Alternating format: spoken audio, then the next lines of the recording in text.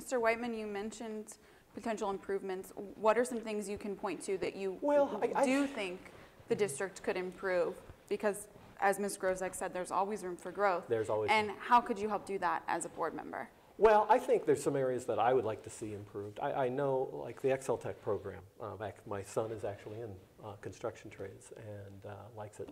But I keep hearing from about all of the programs is that they actually turn quite a few kids away. In fact, several of the programs are nationally ranked. I understand. I think it's the computer program is very highly ranked.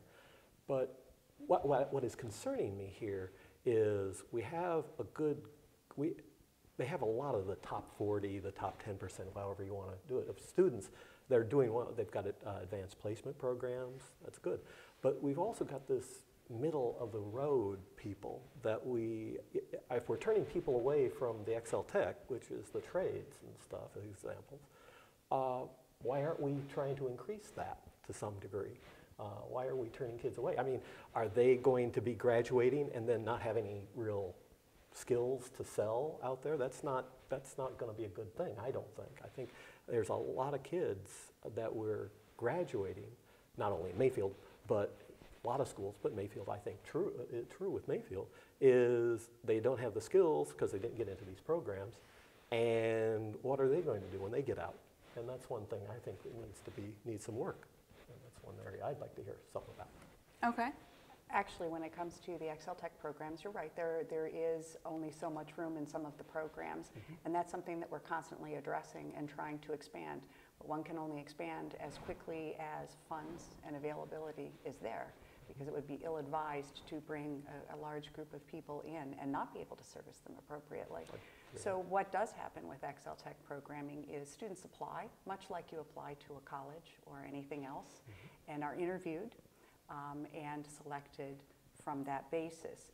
If they do not make it into an Excel Tech program, that by no means that they're left behind at all.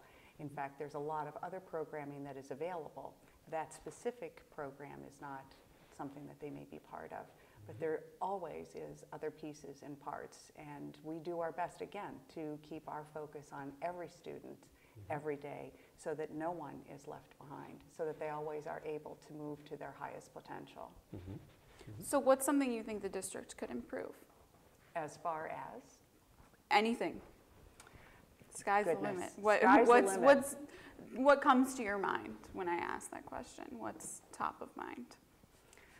Gosh, there's so much going on right now and so many things that we're building on that those are all areas that need to be improved on as we're building them. Okay. As we're coming together with our STEM 2M program, there's a lot of things that need to happen with that. Excel Tech actually has recently taken a very nice expansion with bringing in the Willoughby Eastlake School District. Same with CVEC has also brought in Willoughby Eastlake School District. That is going to expand opportunities and programs, and those all include improvements. Anytime you're expanding, that is part of improving. Okay, so you said that you're constantly building and growing things. I mean, what is something that you're, other than Excel Tech and CVEC, what is something that you're building and growing right now? Excel and working to STEM, improve. The STEM 2M program right. as well. We are always trying to improve test scores, as you mentioned, where we were with our report card.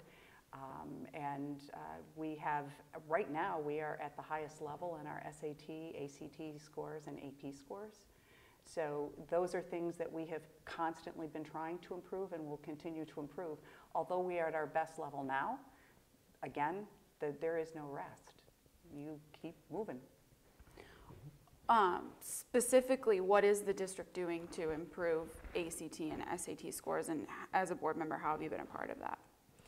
We have to remember, as a board member, you are at a different place than administrators and teachers and the students are. Part of our job as board members is to be at the blimp level, looking over the large picture, and really drawing the map and keeping your hand on the tiller as to where education is going and where specifically our district is going. So when it comes to looking at SAT scores, ACT scores, AP scores, Certainly, we look at where we are in relationship to other districts. We look at what we're doing as far as programming is concerned, as far as extra opportunities are concerned for trial tests and things of that sort, making sure that curriculum is in line with where it needs to be for not only testing purposes, but for the world at large and for jobs at large. Mr. Whiteman was talking about some of the engineering pieces. There is no doubt there is a lack of engineers, and that is a market that is always needing more. Same is true for medicine. Those are some of the pieces and parts that are the jobs of tomorrow, and part of our job within the board, administration, and staff is to be looking at how to fulfill those needs. Okay. Did you want to take a minute for follow-up? Well, I guess one thing I do know is you guys are slowly rolling out the STEM program that you have. You're buying that, I think, from a company called Project Lead the Way. And I've actually seen some of the stuff they've done, and it's actually pretty good, some of the stuff they've done. But one of the things I'm concerned about is how much that program costs. I've been trying to be on the website. I've not been able to find anything on how much that costs. I don't know if it's in the budget somewhere, but I'm concerned. They seem to be, I don't know. I've not been able to find it, and I would like to get some ideas on, the STEM that we're doing, are we really, are we doing this? Did we evaluate Project Lead the Way somehow? That's one thing I was concerned about and would be interested to know more about. Actually, it would be really good for you to take an opportunity to perhaps talk to Joelle Magyar, our assistant superintendent, who is an expert in the field of STEM. Actually, I did sit down and talk with her once. And yes. I think that she has been a very large help to us in advancing exactly where we're going with the program. When you're asking the question of how much does it cost, I'm unclear as to exactly what you mean, because there's a lot of moving parts in education as a whole. Right. Whether you're talking about the STEM 2M program or any other specific program or classroom, you're talking about a very complicated equation when it comes to cost, what it costs per pupil that's in that specific program. I don't have that data at the tip of my fingers at all. Well, it's just, I know we're buying the program, and I sort of expected to see a budget with it. I think one of the things that's very true within Mayfield is that when it comes to curriculum and curricular materials, or programs as you want to call it, those are baseboards and places to start, but it is not where we end. Right. And there are a lot of things that we do and have done that are truly our own. One of the exciting pieces that has just come out, and I know you've heard about it, with the prosthetic hand. It was a project that came from actually a French teacher who had seen that and brought it forward, and now we have students that are working on prosthetic hands that will be available to young children who need them and don't have a hand. Yeah. That's a video thing. I have seen that, and I've actually heard about that over in, I know it was developed in France. I think they're trying to use it quite a bit in Africa and so stuff. Something like that is considered part of something within our STEM program, and that's not part of any. But I will pause with that. Buying or not buying, but getting access to a design of a prosthetic hand and buying a 3D printer and printing it is very good. It's a good thing to do, and if you get certified to be able to provide it to people who need it, that's great.